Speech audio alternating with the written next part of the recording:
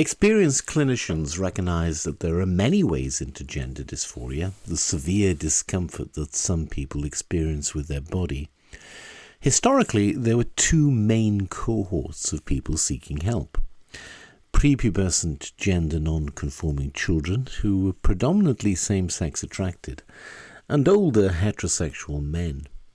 As it states in the Diagnostic and Statistical Manual of Mental Disorders, version 4, which was published in 2000, for clinically referred children, onset of cross-gender interests and activities is usually between ages 2 and 4 years, and some parents report that their child has always had cross-gender interests. Only a very small number of children with gender identity disorder will continue to have symptoms that meet criteria for gender identity disorder in later adolescence or adulthood. In adult males, there are two different causes for the development of gender identity disorder. The first is a continuation of gender identity disorder that had an onset in childhood or early adolescence. These individuals typically present in late adolescence or adulthood. In the other course, the more overt signs of cross-gender identification appear later and more gradually, with a clinical presentation in early to mid-adulthood, usually following, but sometimes concurrent with, transvestic fetishism. In the last 10 years, a new cohort has emerged, that of children and young people seeking help for gender distress after puberty. As the CAS report states, from 2014, referral rates to GIDS began to increase at an exponential rate, with the majority of referrals being birth-registered females presenting in early teenage years. The report also states, in terms of narratives and case histories, the review received several reports from parents of birth-registered females that their child had been through a period of trans-identification before recognizing that they were cisgender same-sex attracted. Similar narratives were heard from cisgender adults, some same-sex attracted and some heterosexual, regarding early experiences of gender questioning. Many people believe that one of the reasons for this rapid change in the demographic of children being referred is the influence of queer theory or gender theory, particularly the work of Judith Butler and her redefinition of the word gender. As it states on the Align platform website, queer theory scholars have developed theories which suggest that gender is fluid, flexible and subject to change. Judith Butler's work is key to this understanding. She argues that gender is performative, meaning that the performance of gender is what makes gender exist. People bring gender into being through gender acts. Such acts are not necessarily deliberate or consciously chosen, but are the repetitive practices that perpetually reproduce gender. For example, wearing makeup, trousers or skirts, or calling people he or she.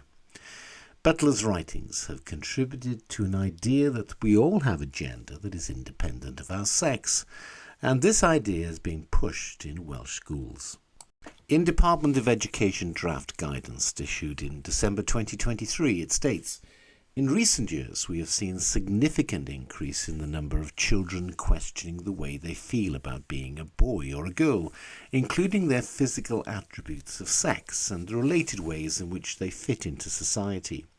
This has been linked to gender identity ideology, the belief that a person can have a gender, whether male or man, female or woman or other, that is different to their biological sex. This is a contested belief. Many people believe this concept is one that reinforces stereotypes and social norms relating to sex. Now, many trans-identified males, quite understandably, have bought into the idea that we all have a gender that is independent of our sex, because it is an explanation that is much more socially acceptable than the belief that their desire to cross-dress originated as a sexual fetish. Now, Kate Hutchinson is chair of Pride Cymru. He transitioned in 2012. He works in schools with the organisation Diversity Role Models and is very influential with the Welsh Government. Hutchinson believes that the Department of Education draft guidance is akin to Section 28. So Hutchinson wants children to be taught that they have a gender as well as a sex. In November 2023, along with Alessandro Ceccarelli, head of LGBTQ+ policy for the Welsh Government, Hutchinson received an award on behalf of Mark Drakeford from Trans in the City for their work on the LGBTQ+ Action Plan. To receive the award on behalf of Mark Drakeford and the Welsh Government is Alessandro and Kate, both of whom were involved in the LGBTQ.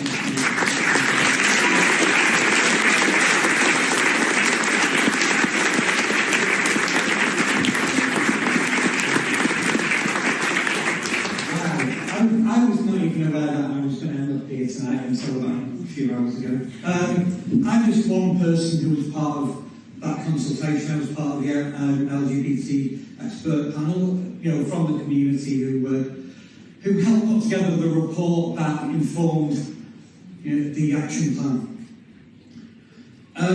As a trans person who every day I hear all that negativity from Westminster, it's draining every single day hearing that transphobia.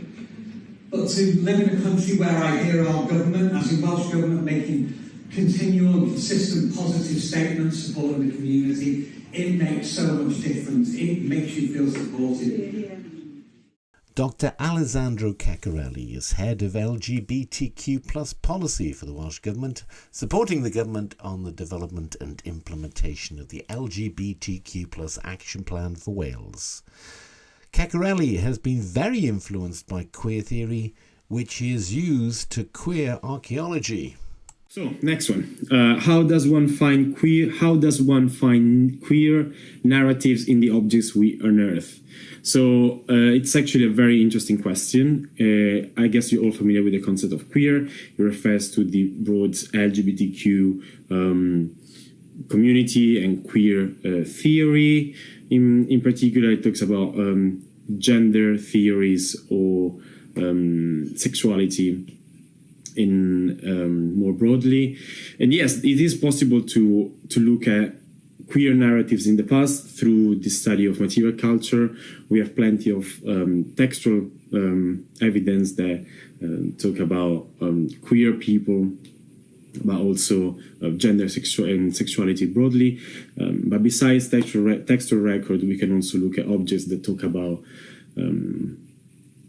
queer behavior, let's say, or the LGBTQ community as we intended or perceive it nowadays. So yeah, we can definitely look at alternative narratives. Influenced by postmodernism, queer theorists do not believe that there is such a thing as an objective truth, just different narratives that are used either to cement or subvert existing power structures. Kate Hutchinson was very disappointed in Stonewall's response to the Cass review. He tweeted, "A couple of weeks ago I gave an opening keynote at Stonewall's workplace conference where I spoke about reclaiming our stories and challenging false narratives, something that Stonewall seemed unable to do. Disappointing and embarrassing that they put out a statement like this." The Chief Executive Officer of Trans in the City is Bobbi Pickard, a former trustee of Mermaids. Pickard transitioned in 2017. He's very supportive of the use of puberty blockers and very critical of the Cass report. He writes, "Politicising young people at the expense of empathy, research and medical ethics is deplorable. Trans people exist worldwide, and the UK is becoming even more of an outlier in terms of sound quality care. The impact on trans people and those who care for them adds a further burden of stress and anxiety in more broadly uncertain times. It is our job as a community of trans and non-binary people and our allies to step up and provide practical support and a voice of reason." Pickard believes that the Cass report was not researched thoroughly. And although the Cass report does allow for the prescription of puberty blockers to gender questioning children as part of a trial, Pickard posted a plea from fellow trans-identified male Katie Neeves on behalf of a parent of a trans-identified boy. Neeves wrote, "Following the publication of the deeply flawed, internationally discredited CAS report this week, which ignored 98% of the evidence presented to it, and which is out of step with evidence and best practice in the rest of the world, many trans children have been left devastated as their hopes were shattered, leaving them in a state of shock, disbelief and anxiety, knowing that the NHS will turn its back on them, forcing their bodies to change permanently in a direction that is opposite to how they feel inside, as puberty hurtles towards them at an alarming rate of knots." Pickard's post ends #CAS kills trans kids. Neeves has talked about his early cross-dressing experiences, wearing his sister's underwear. Neeves is so enthusiastic about children taking puberty blockers, he's even written a song about it. There once was a girl at the age of 3, told her mum, "This is how I want to be." Her mum said, "No, you're a boy, you know it's how it's meant to be. Soon may transition come to bring me blockers and hormones, mum. Why won't you listen to me? I want to be happy." The girl grew up and her voice grew deep. Her mum saw her unhappiness creep. Her mum said, "I know you're a girl, I'll support you all the way. Soon may transition come to bring me blockers and hormones, mum. At last I am the real me, and now I am happy, and now I am happy."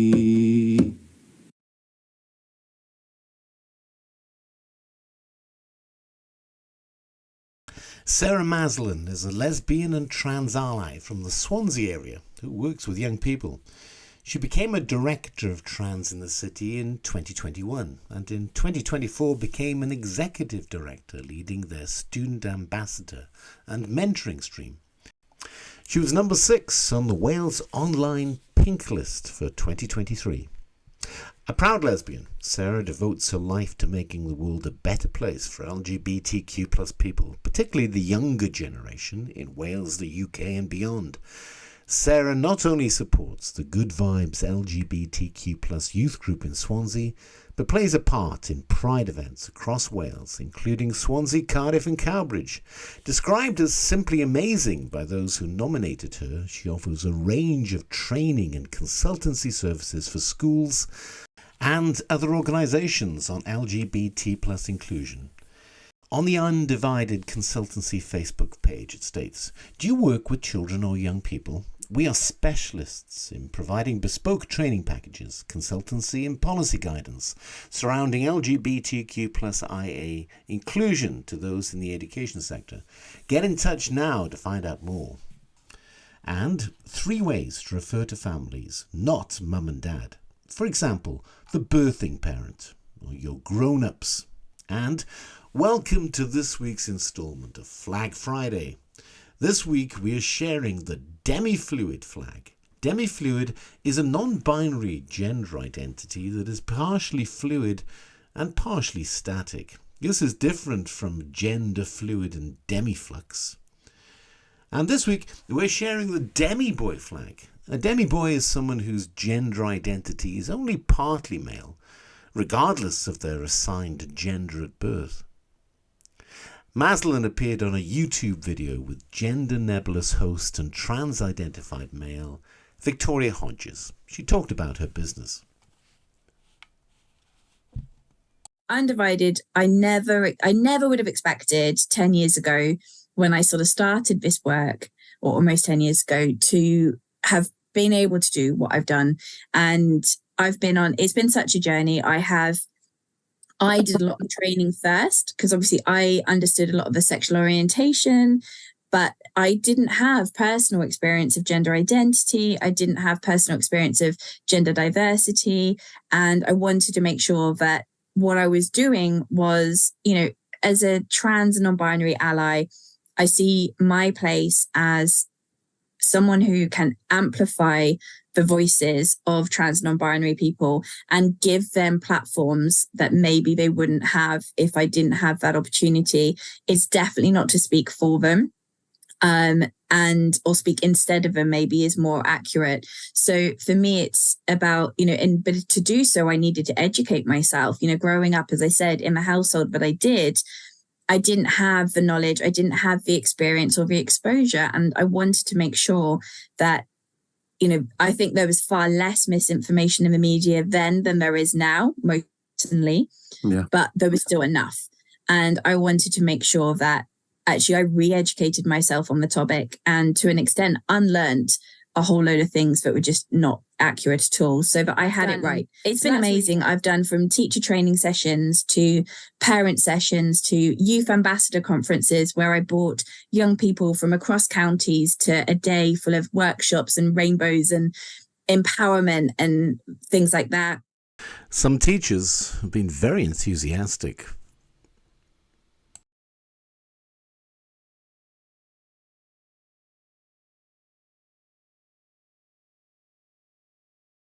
So it feels maybe not the same, but very similar to some of the work that diversity role models do. Yeah, I love diversity role models. Kate Hutchinson is someone who I absolutely I always try and give them a shout out when I can, because I do work with them as a diversity role model myself. I've done a few sessions. Maslen appears to be oblivious to the obvious concerns that her work is encouraging same-sex attracted adolescents to believe that they are the opposite sex. Victoria Hodges has reposted an article on LinkedIn that claims that the CAS report is not a serious scientific analysis, but rather a document crafted to serve a political agenda. On June the 15th, Trans in the City have a speakers stage at Cowbridge Pride. At 1 p.m. on that date, people can listen to Rosie Jones and Will Hodgson, a non-binary comedian, talk about queer representation in comedy. Will Hodgson was a signatory to the letter to the BBC that complained about an article that claimed that some lesbians were being put under pressure to have sex with trans-identified males. The letter stated, "The fact that Debbie Hayton is willing to make unfounded claims and insist that transgender women are truly men and not actually women is an element of why they have been labelled transphobic amongst the LGBTQ+ community." At 2 p.m, there is a talk on the topic of whether Wales could be the most friendly LGBTQI+ nation in Europe, with Kate Hutchinson, Sarah Maslen and Lisa Power. Lisa Power has reposted a tweet stating, "Fuck the CAS review." At 3 p.m, there is a talk on sport. Will it always be gendered? With Trans in the City Deputy CEO Emily Hamilton. In 2023, Hamilton posted, "The Health Minister has initiated the CAS review of trans youth support and directed also that no trans people may be involved. The NHS mantra of no decision about me without me being discarded. The CAS review simply looked at the available evidence and concluded that there was no evidence that gender affirmation therapy was the best course of action for gender-confused children and young people. The lived experience of one individual should not trump evidence about the efficacy of treatment decisions for gender-questioning youth." At 4 p.m, there is a talk on discovering ourselves and our style with trans-identified police officer Skye Morden and trans-identified activist Eva Echo. Eva Echo posted an article by the mother of not one but two trans-identified children, Josephine Hughes. "Have you been reading the media coverage of the CAS review into care for young transgender people? I think it might be helpful to put it into some context, so I'd like to share what I've been reading this morning." As Freddie McConnell says in his Guardian article, if we accept that transgender adults exist, then we have to accept that transgender children also exist too. If we accept that transgender children exist, then why aren't we doing more to help them? Helen Joyce explains. There are specific individuals who are really actively against women's rights here, and it's not known why they are, but I happen to know through the back channels that it's because they've trans their child. And so those people will do anything for the entire rest of their lives to destroy me and people like me, because people like me are a standing reproach to them. I don't want to be. I'm not talking directly to them. I don't spend my time bitching about them. But the fact is that just simply by saying we will never accept natal males in women's spaces, well, it's their son that we're talking about. And they've told their son that he can get himself sterilised and destroy his sexual function, and women will accept him as a woman. And if we don't, there's no way back for them and their child. They've sold their child a bill of goods that they can't deliver on. And I'm the one who has to be bullied to try to force me to deliver on it. So those people are going to be the people who will keep this bloody movement going, I'm sorry to say, because they've everything to lose. At 5 p.m, Ian H Watkins, former member of STEPS, and BBC Weather newsreader Owen Wynne Evans discuss how music helps us to find ourselves. I always say on tour, on the last tour we did, I always said there is no LGB without the T. And we have gone back. It set us way, way back. And I think we need a lot more positivity. We need a lot more inclusion. And I hate the word acceptance. I don't ask anybody to accept me. I demand respect, because I am just as entitled to be my authentic self as anybody else. And I think trans people absolutely have the right to be their authentic selves as well. And we should be upholding these people. We should be supporting, because without trans people, we would not be here as a community. And I would love for us to be in a place where we have acceptance, no bigotry, total inclusion, but we're not there yet. But I would love that to happen. Cowbridge Pride is sponsored by the Welsh Government.